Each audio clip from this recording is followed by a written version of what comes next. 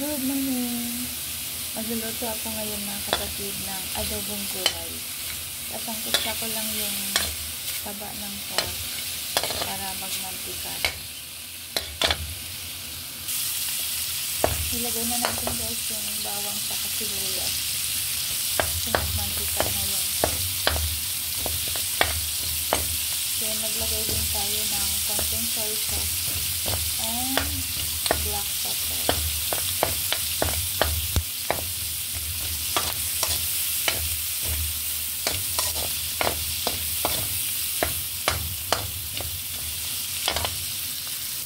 Then, ilagay na natin yung sitaw at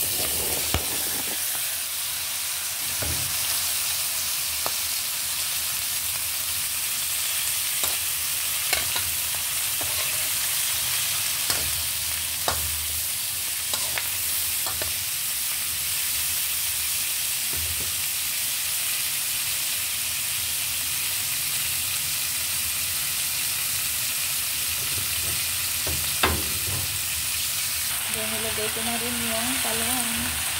Then, tatakpan na muna natin. Ito na guys, yung ating adobong gulay.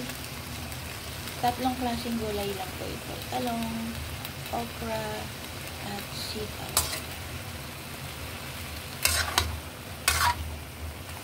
Yan, maluluto na. Titikman na natin.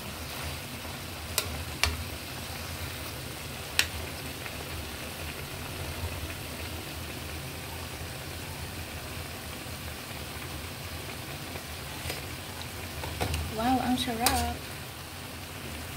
Perfect ang lasa. Yan, off na natin. Good morning everyone. Happy Sunday. May God bless us all.